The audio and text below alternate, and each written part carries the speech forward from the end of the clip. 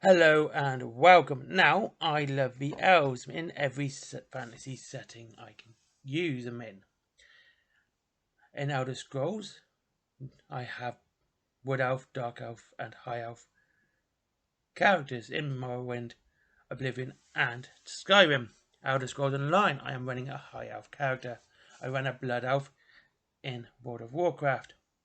So when I played Warhammer Fantasy, I was a very big fan of the Dark Elves. And to be honest with you, I do like the High Elves too. Something about them, they were kind of the good guys of Warhammer Fantasy. And I would argue that in Warhammer 40k, that the Eldar, or the Eldari, are the good guys there too. So, why? I just think they're fantastic. They really are. It looks like, though, Teclis could be a big player in Warhammer the Old World. He set up the colleges of magic for the Empire, and he has a mage with a few equals. And it is said his power is on par with the necromancer Nagash himself. Okay, this is obviously before Nagash's ascension to godhood, obviously. So what makes Teclis so special? Well, he can trace his bad bloodline back to Eronium. Oh gosh, too many letters of that. Too many vowels and not enough consonants in that name. And unlike his brother Tyrion, the curse of Cain really did a number on Teclis. The curse left Teclis so frail that he had to constantly imbibe a potion just so he didn't die. I also like the fact with Teclis and Tyrion there is a symmetry, almost a twisted murder version through Tzinch's servant, the Curseling, each having a strong powerful warrior and the other one a physically weak but powerful mage. I just like that sort of symmetry in games. Now Teclis, as said, is one of the most powerful mages of the old world, yet he devoted his time and training to thwart the powers of chaos, rather than embrace them, and I have no doubt that the Chaos Gods would have tried their damnedest to tempt this mage to their side, giving him more power than any person, mortal or otherwise, in the old world. He would have been just super powerful if he had been powered up by the gods of chaos. Now, I can't really go through the whole lore of Teclis because there is a lot, and this is not just the novels that he's in. There's Chaos Bane, he plays a massive part in the game, and well, there's 3 pages in just one Warhammer Army book. An example, there is like 4 pages of the Horus Heresy in the Codex Chaos at the same time. Chaos Base means. So yeah, there's a lot of lore around Tyrion and Teclis.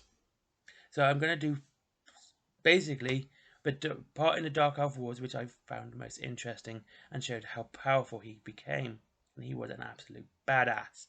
So what happened was, Teclis' brother was struck low by a Dark Elf witch's blade. Teclis refused to accept his brother was dead. Well, his brother was in hiding. He was harmed and he was very much wounded, but no one knew where he was. People thought he was dead, and Teclis straight up refused that Tyrion was dead. And now he left the safety of the White Tower to search for his twin. The High Lawmaster, seeing the mage's mind was made up, he gifted the War Crown of Sapphire, an ancient symbol of the magical realm of Sapphire. Now, this crown had been rarely seen outside the White Tower, only in times of peril, so this being gifted to Teclis was obviously a big deal. Teclis also used all his powers of the cunning arts to forge a blade and wove this blade with deadly enchantments to help him. Now Tyrion and the Everqueen were trying to make their escape from their dark brethren, and they heard a rumour of a pale youth who was quite frail wearing the war crown of Sapphire, and that was just tearing up the Dark Elf army and the Chaos army as well. Now, during the time, the High Elves were fighting a war on 2 fronts. They were fighting Chaos and the Dark Elves. And it looked like the Dark Elves and Chaos were allied with each other. Now, no one could stand before this mage. And he was just tearing it up. He was just killing everyone left and right. Not a single enemy would stand against him. Now, like I said, they were fighting the minions of Chaos. A Slaaneshi champion by the name of Albrecht Newman challenged the young Teclis to a fight, and in an instant the Chaos Champion and all his followers were turned to dust. Teclis just murdered them without a thought, and they were just instantly dead. There's not much more we can say with that. Yeah, dead. And after that battle, Teclis decided that he wanted to beat the hell out of some more chaos and decided to intervene in the Battle of Hafer Ford, where the most feared sorcerer of Tzinj, the Ferric Casterman, and his Chaos of Coven of 10, again this guy was an absolute badass and hyped up to power of Tzinj, were instantly slain by Teclis. Yes, as I could say, he may have been physically weak, but magically he was a beast. He made... Well, let's continue because there is more. Now, Teclis wasn't reunited with his brother until Tyrion and the Everqueen actually got attacked by the greater demon of Slaanesh, Nakari.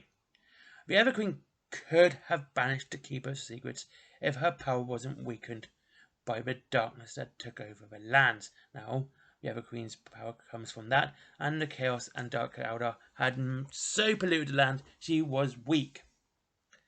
Now, Tyrion was also gravely wounded, and the demon was just about to off the Everqueen when Teclis appeared. Apparently, the Keeper's secrets found this highly offensive and wanted to murder him.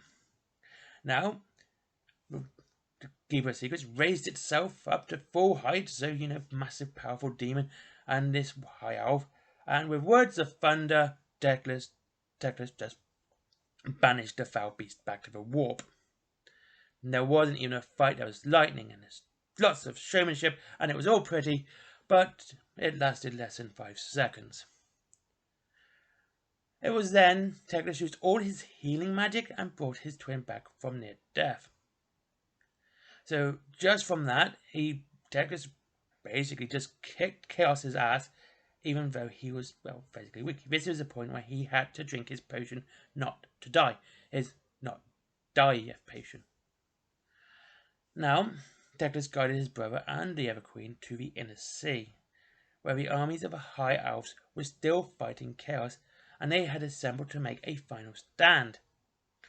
It was during the Battle of Verniful Plain that Teclis was given the Staff of Lilith from Alariel. I swear to God, I love elves, but they tend to have the worst names for pronunciation. Or I can't read my own writing. Probably one of those two. Probably the latter of those two. Now, the Staff of Lilith is obviously imbued by the power of Lilith, the goddess of the moon. But what this also did, it meant that Teclis no longer had to drink his potion. It was powerful enough to stave away the symptoms and the issues that the curse of Cain had laid upon the young the young high elf still. I mean, kind of young by elven ages, but probably old by human. So yeah, he was no longer weak, but he could stand shoulder to shoulder with his more powerful brother in any battle, especially the Battle of Verniful Plain. Now, there's plenty of fighting happening here, and there's so much more, but I want to continue and just finish off with what he did afterwards. Now, if you played Chaos Bane, it's a fantastic game. I really enjoyed it, and you can see what Teclis did there with Magnus the Pious. Teclis goes and aids the Empire, and this is during the Great War of Chaos and the Empire. Now, Magnus the Pious was trapped by the powers of the Dark Gods. It was Teclis who freed him from a spell that would have left the Empire leaderless and destitute. The War of Chaos within the Empire was absolutely vicious. It was one of the worst fights the Empire had even... If Magnus had died, if Magnus the Pious died, there would have been no coming back for the Empire. It would have been that. But obviously he died anyway, but obviously, you know what I mean. And this was back... So then, after this, and, Magnus the Pious lived, in 2303, Teclis founded the College of Magic, and this helped humans control the Chaos Magic. And this also helped a lot with the Empire not being, attacked by Chaos so much, as they were now able to control the power, and people were obviously just being possessed by demons and having these very messy entrances into the real world. Now, the reason Teclis did this is because Teclis knew that humans were the key to stopping chaos. This is back in 6th edition, this was said. And of course we know that now the world that was, or the old world, whatever you want to call it, was destroyed by chaos, and it was the humans that, failed. So I think that's kind of bad, because it doesn't really continue story on. Anyway, thank you very much for watching. I hope you enjoyed this video. I quite enjoyed making it, and I enjoy it when you guys vote on the videos to make. Thank you very much for watching. Links to Wayland Games is down below if you like your Warhammer. There is also a link for Forbidden Planet if you like comics, and my comic, and my Patreon, and my t-shirt as well. Thank you very much for watching. I hope you all have a fantastic day. I hope you enjoyed this video, and I hope to see you all again very, very soon.